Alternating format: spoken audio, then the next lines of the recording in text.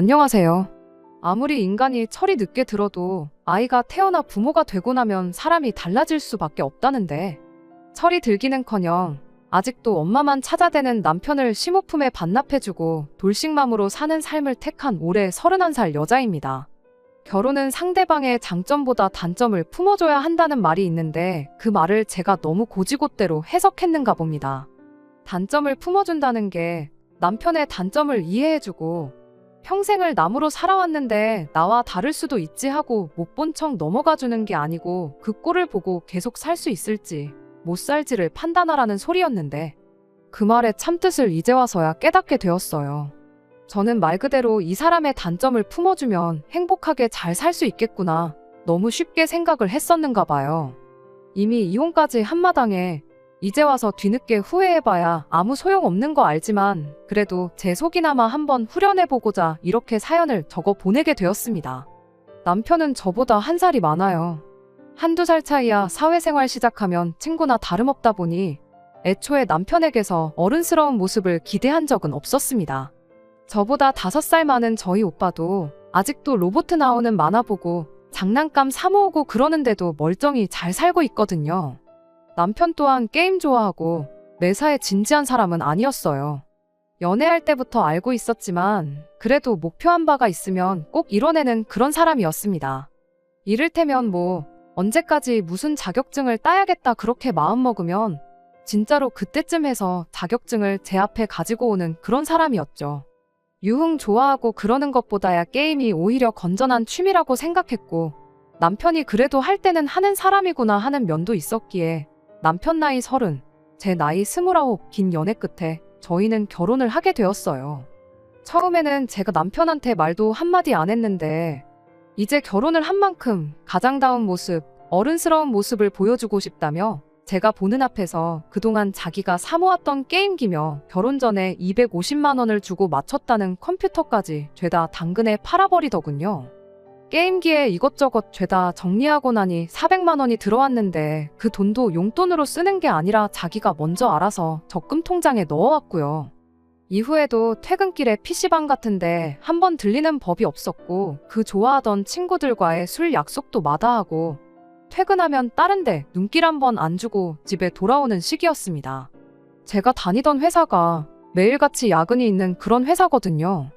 일도 없는데 그냥 직원들 돈 받아가는 거 아깝다고 뭐라도 하나 더 시키려고 그러는 회사요. 그래서 제가 항상 퇴근이 늦는 편이었는데도 그런 식으로 집에 먼저 와서 딴짓 안 하고 전부 다는 아니지만 혼자 있으면서 집안일도 해놓고 그러는 시기였습니다. 오죽하면 제가 남편한테 뭘 취미생활까지 없앨 필요 있냐고 어차피 나 퇴근해서 올 때까지 따로 할 일도 없는데 그냥 차라리 게임이나 하라고 말할 정도로 남편이 달라진 모습을 보여줬습니다.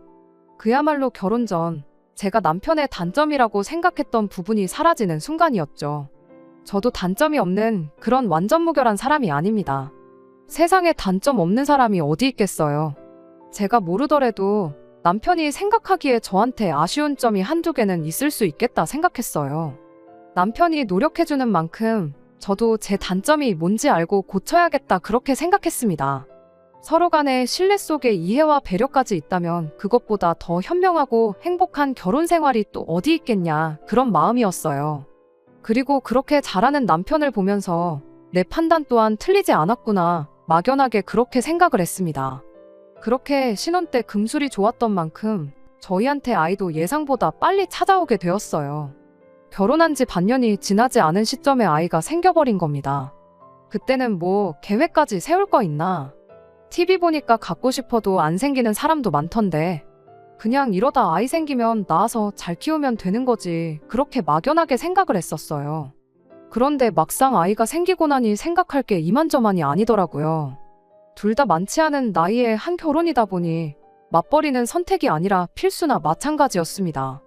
남편이 너는 몸조리나 잘하고 아이만 신경 쓰라고 자기가 투잡 쓰리잡을 뛰어서라도 가장 노릇 제대로 하겠다고 말을 하긴 했지만 솔직히 그게 현실적으로 불가능한 이야기잖아요. 퇴근하고 부업을 하거나 아르바이트를 하거나 하면서 투잡 뛰는 사람이 요즘 많다고 듣기는 했지만 반대로 저도 주변에서 예정일 전까지 출근하는 분들 많이 봤거든요. 제가 일을 못할 상황이었다면 미안한 마음에나마 남편에게 우리 집 생계를 책임져 달라고 했겠지만 제가 할 수 있는데 굳이 벌써부터 회사를 그만둘 필요까지는 없다고 생각했어요. 그렇게 저는 계속 출근을 이어갔고 그러다 언젠가 혼자서 계산기를 두들겨 본 적이 있는데 아이 태어나고 나서도 사실 집이 정상적으로 돌아가려면 결국 제가 일을 꼭 해야만 하는 상황이더라고요. 그래서 아이가 태어나면 육아휴직 3개월 끝날 때까지만 제가 돌보고 그 이후에는 바로 영아반이 있는 어린이집에 보낼 계획이었습니다. 육아휴직 1년을 쓰는 방법도 있었지만 솔직히 회사가 그런데 너그러운 편이 아니고 실제로 이 회사에서 육아휴직 사용하면 평생 승진은 물 건너간 것과 마찬가지라며 버티고 버티다가 다른 회사로 이직해 나간 직장 선배분도 있었어요. 당장 1년 아이 돌보는 거 생각하면 참 좋은 제도지만 이후에 저한테 돌아올 불이익을 생각하니 선뜻 육아휴직을 사용하는 게 마음이 편치가 않았습니다. 그런데 주변에서 하나같이 하는 말이 돌도 안 지난 아이를 어떻게 어린이집에 보낼 생각을 다 했냐며 말들이 많았어요. 아무리 못해도 적어도 18개월까지는 부모 손에 자라는 게 아이한테도 좋은 거 모르냐면서요. 아니면 적어도 한 사람이 1대1로 케어를 해줘야지 동시에 여러 명 돌보는 어린이집에 맡기는 건 좋은 생각이 아닌 것 같다. 뭐 그런 이야기들을 하더라고요. 출산휴가 끝나면 바로 복직을 할 예정이었는데 그런 말을 들으니 또 다시 고민이 생기는 거예요. 아이를 위해서라면 최대한 제가 돌볼 만큼 돌보는 게 맞는데 또 결국 제가 직장을 유지하고 오래 다니는 게 장기적으로 보면 아이를 위한 일이기도 했으니까요. 하루는 육아휴직을 할까? 하루는 그냥 출산휴가만 쓰고 복직을 할까 그렇게 고민만 하다가 결국 어떤 결론도 내리지 못하고 시간이 지나 아이가 태어나게 되었습니다. 그때쯤엔 그래도 출산휴가 끝나자마자 복직을 하는 쪽으로 마음을 굳히고 있었는데 막상 아이가 태어나니까 3개월 지나서 어린이집에를 보내자니 그게 맘처럼 안 되더라고요. 1대1로 케어하는 게 좋다고 하니 사람을 구했을까 싶은데 알아보니 그것도 거의 남편이나 제가 버는 만큼 한 사람분 월급 정도를 내줘야 하는데 그 돈이면 그냥 내가 회사 그만두고 육아를 하는 게 나은 거 아닌가 싶고 그러자니 또 육아 끝났다고 새로 일자리가 생각처럼 쉽게 구해진다는 보장도 없고 정말 머리가 아파왔습니다. 그렇게 하고 싶지는 않았지만 결국 친정어머니 손을 빌리기로 했어요. 친정집이 저희 살던 집에서 거리가 꽤 되었거든요. 그래서 그 방법은 정말 최후의 최후까지 가서 택할 생각이었는데 결국엔 그 수 말고는 답이 없었습니다. 친정어머니께서는 오며 가며 거리가 너무 멀어서 힘들겠다고 난색을 표하셨어요. 하기야 아무리 지하철이 다닌다고 한들 한 번 갈아타고도 1시간이 더 넘게 걸리는 거리거든요. 왕복으로 치면 2시간인데 그런데 저희가 뭐 자가용이 있는 것도 아니라 출퇴근길에 오며 가며 아이를 내려주고 태우러 오고 그럴 상황도 아니었거든요. 그러다가 생각난 게 그럼 아예 친정어머니가 주중에는 우리 집에 머무시면서 아이를 봐주시면 되는 거 아닌가 그런 생각이 들었습니다.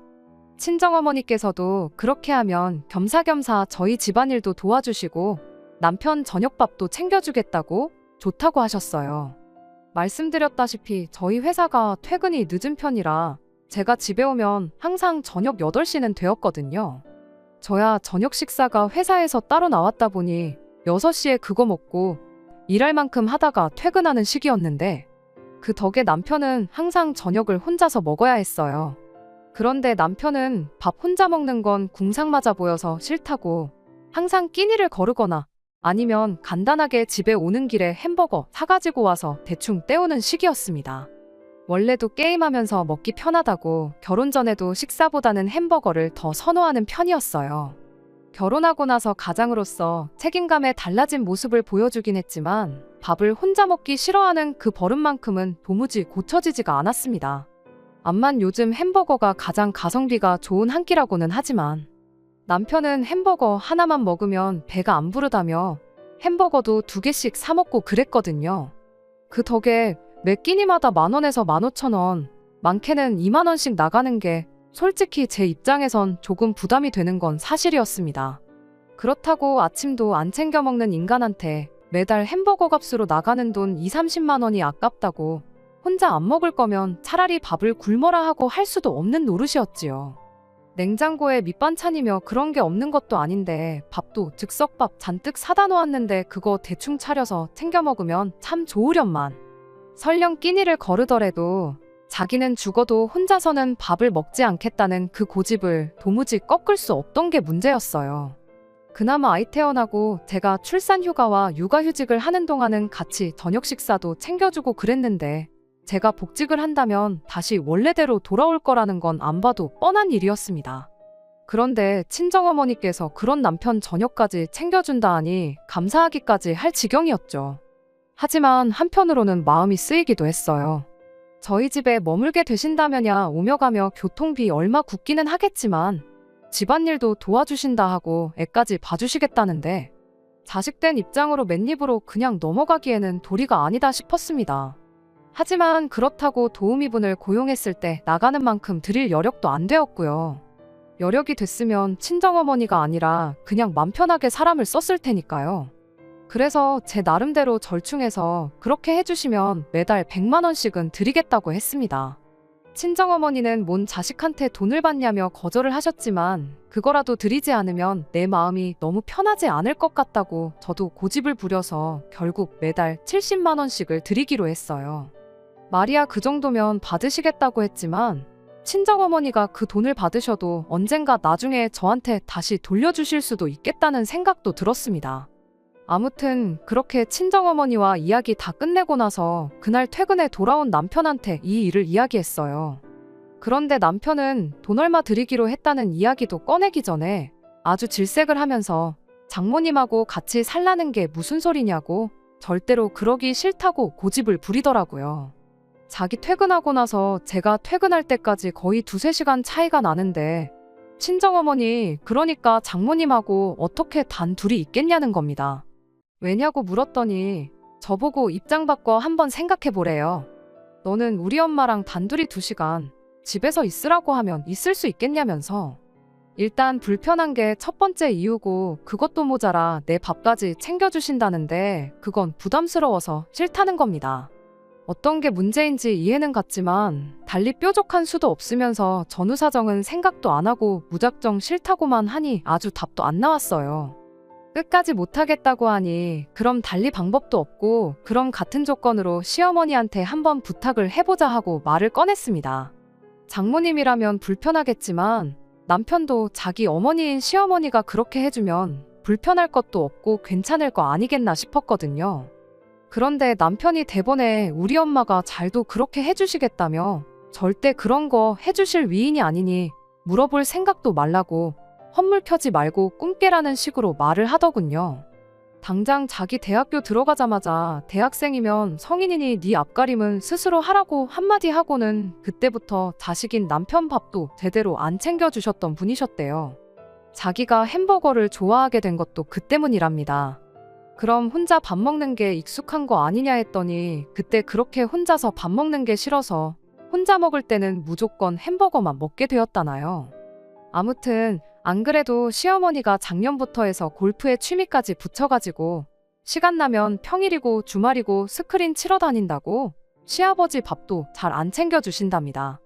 아버지도 안 챙기는데 잘도 우리 애를 봐주시겠다고 하겠다며 말을 딱 잘라버리는데 그 반응을 보자마자 솔직히 실망스러운 마음이 가장 컸던 것 같아요.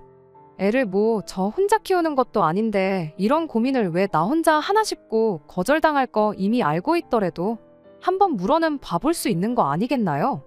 시도도 안 해보고 그냥 우리 엄마는 안 해줄 걸 하고 그렇게 잘라버리는 그 태도에 실망이 이만저만이 아니었습니다. 결국 그렇게 상황은 도로 원점이 되고 말았네요. 그렇게 다시 처음부터 고민을 하던 중 차라리 이참에 새 직장을 알아보는 것도 낫겠다 싶었어요.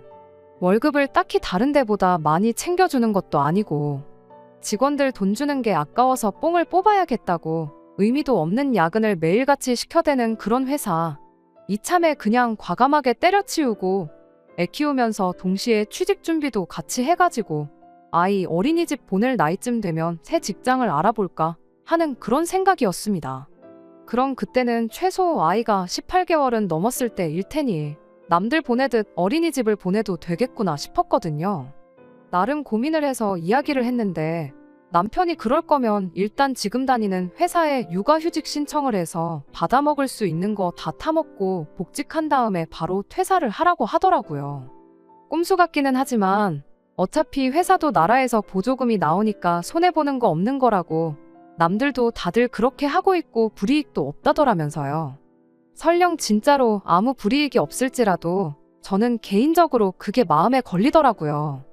육아휴직 다 쓰고 복직해서 돌아오자마자 퇴사한 기록을 남기는 게 솔직히 새 직장을 구할 때 문제가 된다면 될 수도 있겠다 싶어서 내키지가 않았어요. 그럼 또 남편이 그렇게 싫으면 네 발로 관두지 말고 회사에 잘라달라고 하라는 겁니다. 그럼 실업급여 신청 자격이 된다고요. 그런데 그 또한 내키지가 않았어요. 복지제도라고 하지만 솔직히 남편이 말한 방식대로 하면 편법이나 마찬가지잖아요.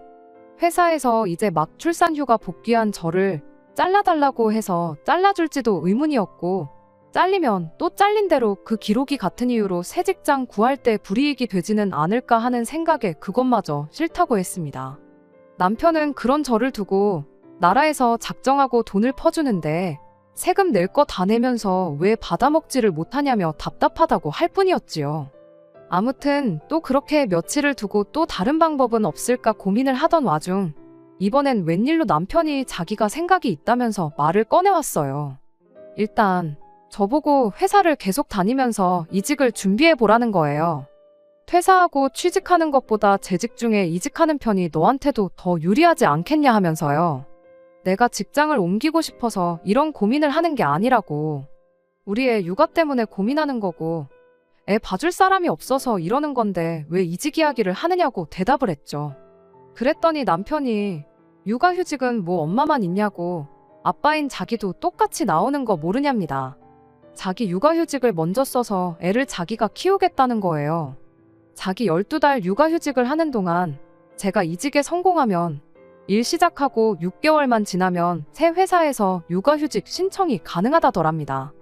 행여나 제가 그 12달 기간 동안 새 직장을 못 구하게 된다면 못 구하는 대로 지금 다니는 직장에서 육아휴직을 써도 되는 거 아니냐고. 정 육아휴직을 쓰는 게 싫으면 그때 가서 회사 그만두고 애 돌보면서 새 직장을 알아보면 되는 거 아니겠냐고 하는데 남편 말이 일리가 있기도 했지만 무엇보다 제가 남편을 잘못 생각하고 있었구나 그런 생각이 가장 먼저 들었어요. 그간 여지껏 육아 문제로 저 혼자만 고민하는 줄 알았는데 이 사람은 이 사람대로 여러 가지 방법을 생각하고 고민하고 알아보고 나랑 똑같이 노력을 했었구나. 그동안 나 혼자 오해하고 있었구나 하는 생각에 그때는 반성도 되고 감동스럽기까지 했어요. 남들 다 타먹는 눈먼 돈이라고 하기는 했지만 뭐 실업급여니 육아휴직 제도니 해서 그동안 알아봤으니까. 그랬으니까 그런 내용도 다 꿰고 있던 거 아니겠어요? 그래서 이번에는 남편을 믿고 남편의 제안을 채택하기로 했습니다. 일단 남편이 먼저 육아휴직을 쓰고 제가 그동안 이직을 하는 쪽으로, 그러다 안 되면 그때 가서 다시 생각해보는 쪽으로 방향을 잡기로 했고, 결국 그렇게 저는 회사에 복직을 하고 남편은 육아휴직을 신청해 집에서 시간을 보내게 되었습니다. 정말 부모가 되면 철이 든다는 말이 그때만큼은 진짜구나 싶을 수가 없었어요. 하지만 얼마 지나지 않아서 사람이 쉽게 안 변한다는 말이 무슨 말인지, 그 말이 왜 있는지도 똑같이 알게 되었습니다. 처음 몇 주는 남편이 나름 집안일도 해놓고 전업주부 생활을 책임감 있게 하는 것처럼 보였습니다. 그런데 몇 주 지나서 저녁 늦게 퇴근하니 남편이 아이를 재워놓고 방에서 혼자 뭘 낑낑대고 있더라고요. 뭘 하길래 사람이 퇴근한지도 모르고 저러고 있나 봤더니 컴퓨터를 사다가 방에다 설치를 하고 있더군요. 이게 뭐냐고 물었더니 집안일도 다 끝내놓고 아이가 잘 때 자기가 멍하니 있기도 그래서 그때 좀 하려고 컴퓨터를 샀다는 거예요. 애 키우느라 고생인데 그 정도 자유는 만끽하게 해줘도 되겠다 싶어서 아무 말 안 하고 그냥 넘어갔어요. 그런데 언젠가부터는 퇴근하고 오면 꼭 집안일 몇 개가 그대로 남아있고 이부자리도 정돈이 안 되어 있고 그러더라고요. 그 이유가 뭔지는 진작에 알고 있었지만 그게 꼭 컴퓨터 때문만은 아닐 거다 그렇게 생각하려고 노력했습니다. 그리고 그때쯤부터 해서 남편은 제가 퇴근하면 자기는 육아의 책무에서 벗어났다며 그냥 그 길로 방에 틀어박혀 컴퓨터만 할 뿐이었어요. 전업주부들이 퇴근한 남편하고 육아 문제로 다툰다는 게 이 소리인가 싶었고, 그냥 아이가 어린이집 갈 때가 되면 그때는 남편도 딴소리 못하겠지 그렇게 넘어갔습니다. 그렇게 그냥 넘어갔더니 또 며칠 지나선 그나마도 해놓던 몇 개의 집안일이 손도 안 댄 채 그대로 남아있기 시작했어요. 보다 못한 제가 남편한테 대체 이게 뭐 하자는 거냐고 따져 물었어요. 남편은 저한테 짜증을 내면서 다 자기가 생각이 있어서 그러는 거라며 집안일 그거 몇 개나 된다고 좀 퇴근하고 와서 해주면 어디가 덧나냐고 오히려 저한테 짜증을 내는 겁니다. 무슨 생각을 얼마나 하길래 시간이 그렇게 부족하냐고, 솔직히 말해서 집구석이 이 모양 이 꼴이니 당신이 애는 똑바로 보고 있는지부터가 의심이 된다고 그렇게 한마디 했습니다. 그랬더니 남편이 지금 자기를 못 믿는 거냐면서 아주 눈알이 뒤집혀서 입에 개거품을 무는 거예요. 엄마 아빠 싸우는 건 또 아는지 애가 울기 시작해서 결국 아무 결론도 짓지 못하고 흐지부지 끝나게 되었습니다. 자기가 다 계획이 있고 생각이 있어서 그러는 거라 했던 그 말이 무슨 말인지 알게 되는 건 물어보지 않아도 그날로부터 며칠이 지나서 자연스럽게 알게 되었어요. 퇴근하고 집에 문 열고 들어오니 웬일로 집도 좀 정돈되어 있고 음식하는 냄새도 나고 그러더라고요. 이제 남편이 정신 차렸나 했더니 주방에서 난데없이 남편이 아니라 시어머니가 튀어나오는 겁니다. 골프 치러 다니느라 바쁘실 분이 여긴 어쩐 일인가 싶었는데 그제서야 주섬주섬 남편이 방에서 그 무거운 몸을 이끌고 기어나오더라고요. 머리는 아주 떡이 져가지고 아침에 입고 있던 옷 그대로 입고 있는 꼴을 보아하니 씻지도 않고 방에 틀어박혀 있었구나 싶었어요. 이게 무슨 상황인지 묻기도 전에 시어머니가 먼저 입을 열더군요.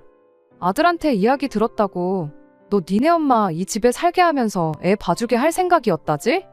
하면서 엄마를 집에까지 들여서 부려먹겠다는데 맨입으로 부려먹을 건 아니었을 테고 애 봐주는 거 내가 대신 할 테니 달에 200만 원씩만 달라고 하는 겁니다. 누가 들으면 나한테 돈을 맡겨놓은 줄 알겠다 싶을 정도로 당당하게 말이죠. 그러면서 한다는 소리가 몇 달 바짝 벌어가지고 그 돈으로 골프나 치러 다니겠다 하는데 어이가 없어서 친정어머니한테 아이 돌봐달라고 부탁한 것도 맞고 그동안 이 집에서 지내시기로 한 것도 맞지만 돈은 매달 70만 원씩 드리기로 했다고 말을 했어요. 시어머니는 거짓말하지 말라며 제 말을 안 믿는 눈치였습니다. 어디서 시어머니를 속일 생각을 하냐고, 세상에 누가 그 돈 받고 애를 봐주겠다 하고 그 돈 주고 애를 봐달라고 할 생각을 하겠냐면서 가족끼리 그 사이가 가까울수록 돈 관련된 건 확실하게 해야 한다는 소리를 하더군요. 200만 원도 사람 쓰는 거보다 싸게 해주는 거라고 생색을 내는데 참 할 말이 없어서 그냥 그 길로 남편 끌고 방으로 들어가서 이게 무슨 상황인지 설명이나 좀 해보라고 했습니다. 그러자 남편은 장모님한테 70만 원을 드리기로 했던 그게 중요한 게 아니라면서 자기의 장대한 계획을 저한테 털어놓더라고요. 자기가 게임 유튜버가 되겠답니다. 자기가 그동안 집에 있으면서 보니까 유튜버 하는 사람들 게임하면서 말 몇 마디 떠들고 돈은 웬만한 월급쟁이들의 몇 배씩을 벌어간다나요. 좋아하는 일 하면서 돈도 벌고 집에 있어도 되니까 애도 키우고 그야말로 지금 우리 상황에 이것보다 좋은 게 없다는 거예요. 그런데 그러기 위해선 당장 구독자도 모아야 하고 게임도 해야 되고 그러니 애를 볼 시간이 없을 것 같아 시어머니를 집에 모셔온 거랍니다. 당장은 없는 상황에 돈 들이는 게 아깝다고 생각이 들지는 모르겠지만 이게 잘만 풀리면 시어머니한테 200만 원을 줘도 많이 주는 게 아니라는 거예요. 어이가 없어서 네가 뭐 프로게이머들처럼 게임을 남들보다 월등히 잘하는 것도 아니고 그렇다고 방송하는 사람들처럼 입담이 좋은 것도 아닌데 잘도 누가 네 방송을 보겠다고 쓸데없는 소리 하지 말라고 했습니다. 그랬더니 남편이 지금이 아니면 기회가 없다고 하는 거예요. 자기가 육아휴직 알아보면서 알게 된 건데 원래 여자들은 육아휴직 풀로 땡겨서 퇴직금까지 조금 더 받고 복귀하자마자 퇴사하는 게 정석이고 남자들은 육아휴직 내고 그동안 딴 일 할 걸 알아보는 게 정석이라나요. 남들도 다 육아휴직하면서 이직 준비하고 사업 준비하고 그러는데 따지고 보면 자기도 자기만의 사업을 준비하는 거라 마찬가지라는 겁니다.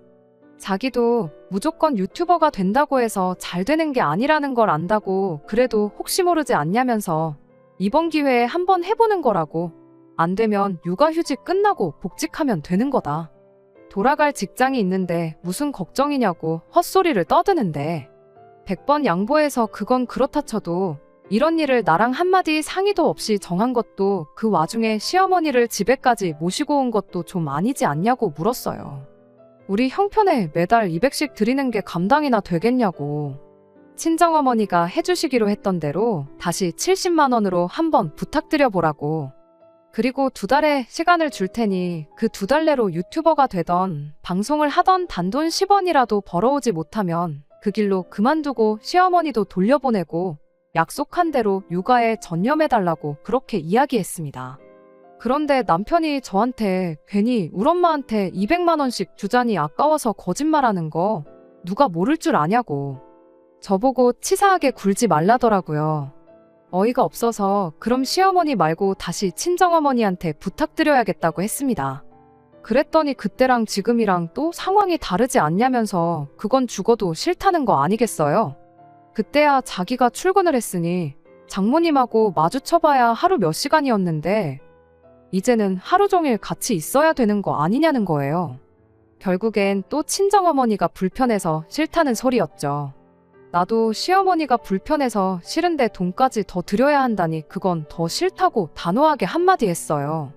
무엇보다 당신이 애 키우겠다고 해서 내가 복직하고 당신이 육아휴직을 냈던 거 아니냐고 계속 그렇게 싫다고만 할 거면 유튜버고 나발이고 하지 말고 그냥 하기로 했던 대로 집에서 애나 똑바로 보라고 했습니다. 그런데 저희 대화 내용을 시어머니가 방문에 귀를 대고 다 듣고 있었나 봐요. 벼랑간 시어머니가 문을 벌컥 열고 들어오더니 너는 마누라가 돼서 남편이 하겠다는데 무조건 안 된다고만 하고 있냐고 저한테 버럭 언성을 높이더라고요. 내조라는 말도 못 들어봤냐고. 열심히 해보라고 응원은 못 해줄 망정. 이제 시작하는 애한테 무조건 안 된다고만 하고 있느냐고 하면서요. 그래서 제가 시어머니한테 한마디 했어요.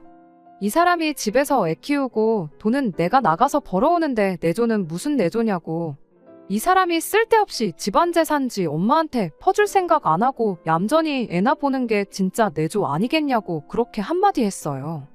그랬더니 이젠 남편이 자기는 육아휴직 중이니까 매달 돈 들어오는 게 있지 않냐는 소리를 하더라고요. 그래서 남편한테도 한마디 해줬어요.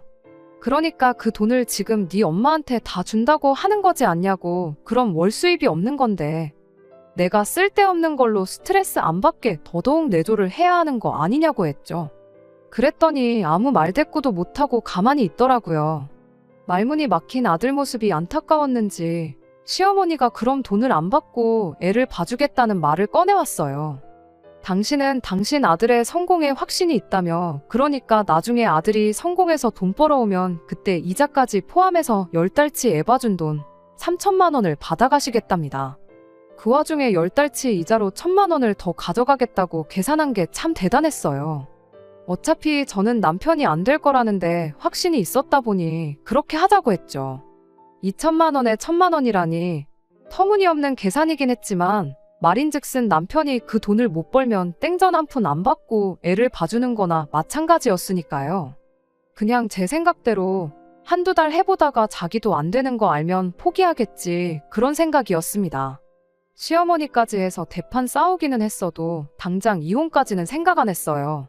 부부싸움 한 번 했다고 해서 이혼하면 세상에 남아있는 부부가 몇이나 되겠나 싶었고 시간 지나면 좀 해결이 되겠거니 그런 생각이었는데 그런데 그게 아니라 시간이 지나니 상황이 더 악화가 되었거든요. 결국 이혼이라는 마지막 방법을 택할 수밖에 없었습니다. 시어머니가 제가 꼴보기 싫었던 건지 뭔지는 모르지만 항상 제가 퇴근할 때쯤엔 알아서 먼저 집에 돌아가곤 했어요. 몇 시까지 계셨는지는 모르지만 남편 말에 의하면 저 오기 직전까지 계셨다고 하고 저 돌아올 때쯤엔 남편도 게임 안 하고 아이를 돌보고 있었으니 문제될 건 없다고 생각했습니다. 그러다가 제 사소한 실수 때문에 모든 진실을 알게 되었어요. 전날에 야근까지 하고도 다 끝내지 못해 집에서 마무리한 회의 자료를 만들어 놓은 게 있는데 그걸 담아놓은 USB를 헷갈려서 다른 걸 가지고 왔더라고요. 그래도 회의까지 시간이 많이 남은 시점에 그 사실을 알게 된 게 천만다행이었지요. 회사의 상황을 설명하고 점심시간 활용해서 쏜살같이 집으로 향했습니다. 두고 온 것만 가지고 빨리 다시 나갈 생각이었는데 빨리 회사로 돌아갈 수가 없었어요. 애는 방에서 울고 있지. 집에 시어머니는 안 계시지.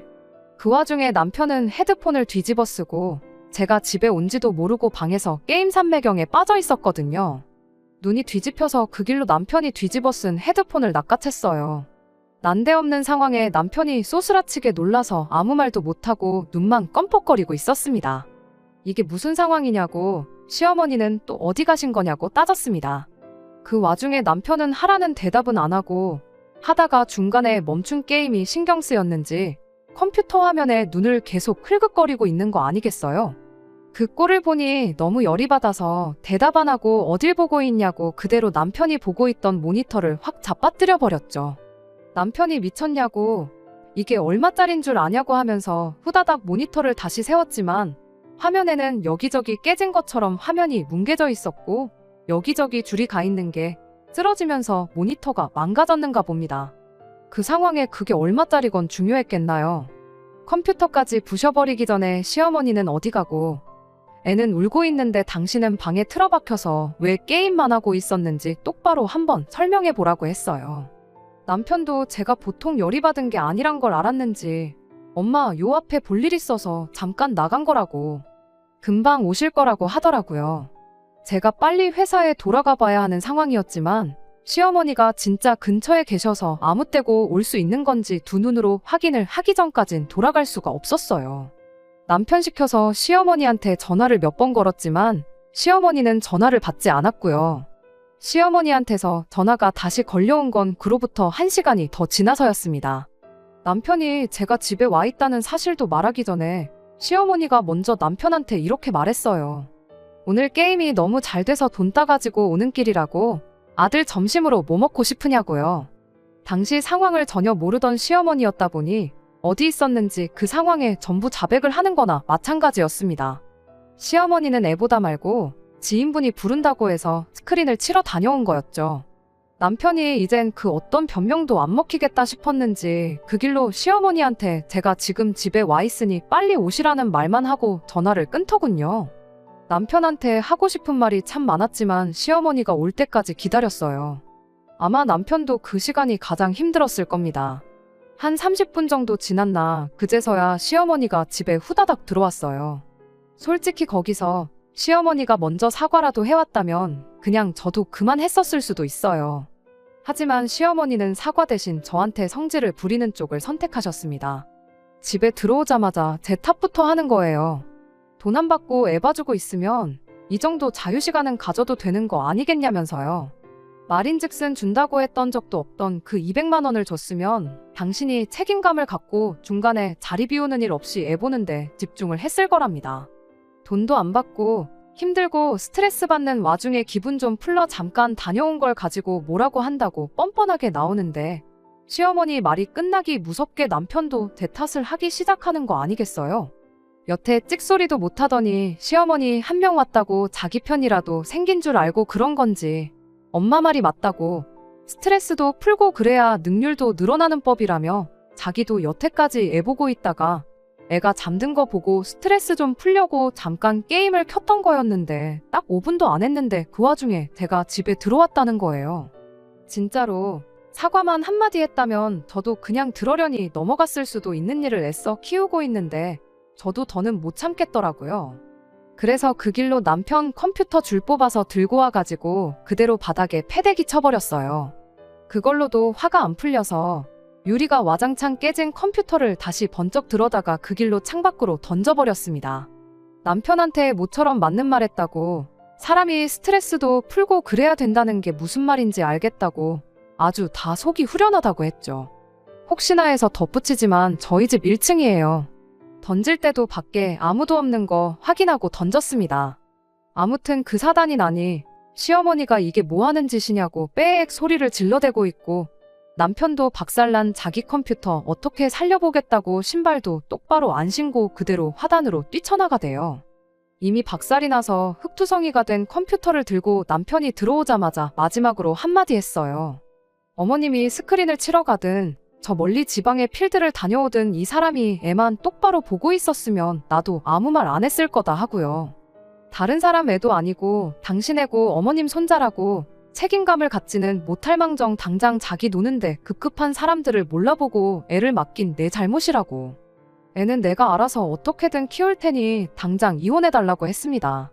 그제서야 성질만 내던 시어머니도 제정신이 돌아온 건지 암만 남편이 게임 좀 했기로소니 이혼까지 하자는 거냐고, 애한테 무슨 일이 있던 것도 아닌데 좋게 좋게 넘어가면 어떻겠느냐고 중재를 섰지만 이미 저는 마음을 굳힌 상태였고 그 어떤 말도 통하지 않았습니다. 게임하는 게 뭐 나쁜 게 아니에요. 말씀드렸다시피 쓸데없는데 돈 쓰고 밖에서 도는 것보다 훨씬 건전하고 좋은 취미라고 생각하는 사람입니다. 제가 남편 게임을 못하게 한 것도 아니잖아요. 괜히 자기가 시키지도 않았는데 죄다 당근에 팔아치워 놓고는 그걸 나 때문에 그런 거라는 것도 어이가 없고, 지 자식까지 신경이 안 쓰일 만큼 좋아하는 거면 나랑 이혼하고 실컷 하면 되는 거 아니냐고. 그리고 어머님도 아들 도로 데려가서 애 키워주는 값으로 200만 원씩 받으시라고 했어요. 우리 애 양육권을 넘기겠다는 게 아니라 어머님 아들이 아직도 정신 못 차리고 몸땡이만 큰 애나 마찬가지인 것 같은데 이참에 제대로 어른 한번 만들어주라고요. 남편도 그제서야 너 혼자 어떻게 애를 키울 거냐며 당장 육아휴직도 못 쓰는데 가당키나 하겠냐며 한 소리를 하대요. 내가 어디 빌어먹고 사는 한이 있어도 니네 엄마를 우리의 할머니로, 너를 우리의 아빠로 해서 키울 생각 없으니 그 부분은 걱정 말라고 강하게 한마디 했습니다. 그리고 그냥 그 길로 회사에 전화해서 상황 설명하고 회의 자료는 이메일로 보내줄 테니 알아서 하라 말하고 짐 챙겨서 애 데리고 친정으로 향했어요. 딱히 저를 붙잡지도 않는 걸로 봐서 저러다 화 풀리면 말겠지 그렇게 생각을 했는가 본데 덕분에 이혼하는 게 어렵지도 않았습니다. 그 와중에도 남편은 유튜버의 꿈을 접고 싶지 않았는지 망가진 컴퓨터 고쳐다가 육아휴직 남은 기간 꽉꽉 채워서 남은 8개월을 전부 게임하는데 쏟아부었나 봐요. 그리고 얼마 전 복직해서 회사 나가고 있다는 소식을 들었습니다. 그 꼴을 보니 정말 제가 사람 잘못 본 건 한참 잘못 본 거지만 이혼하길 참 잘했다는 생각밖에 안 들었네요. 지금 와서 생각해보면 아마 자기도 저렇게 자제 못하고 저러는 걸 알아서 어떻게 한번 고쳐보겠다고 결혼하자마자 컴퓨터며 게임기며 다 팔아버렸던 건지도 모르겠어요. 저는 그것도 모르고 그걸 이 사람이 할 때는 하는 사람이구나 하고 착각했던 거고요. 그냥 궁금해서 얼마 전에 남편이 회사까지 그만둘 결심으로 시작했다는 남편 유튜브에 들어가 봤어요. 구독자가 12명 있더라고요. 보나마나 그 12명 중 2명은 시어머니랑 시아버지겠구나 싶었습니다. 그 와중에 자기도 처음부터 안 될 거란 걸 알았는지 영상도 몇 개 올리고 말았더라고요. 영상마다 시어머니가 우리 아들 화이팅 하고 써놓은 댓글들을 보니 참, 저 시어머니가 아들 식사는 안 챙겨줬을지라도 자식 사람만큼은 대단하신 분이다 싶었네요. 그리고 그 사랑하는 아들, 엄마 품에 돌려줬으니 아마 저를 원망하는 게 아니라 고마워하지 않겠나 그런 생각이 들어요. 아이는 친정에 맡기고 일을 하려고 했는데 저도 막상 친정어머니한테 고작 70만 원 드리고 애 봐달라고 부탁하자니 마음이 그래서 그냥 죽이 되든 밥이 되든 제가 키우기로 결심을 했어요. 회사는 남편과 이혼하자마자 그만뒀어요. 밤 8시까지 일해야 하면 아이 어린이집 보낼 때가 돼도 친정어머니 도움이 필요할 것 같아서 일단 죽이 되든 밥이 되든 혼자 힘으로 아이 키우면서 새 직장도 알아보려고요. 힘든 길이 되겠지만 제가 선택한 길이니 후회 없게 열심히 살아볼 생각입니다. 끝까지 들어주셔서 감사합니다. 오늘의 사연은 여기까지입니다. 구독과 좋아요, 알람 설정 부탁드리고 더 좋은 사연으로 다시 찾아뵙겠습니다. 감사합니다.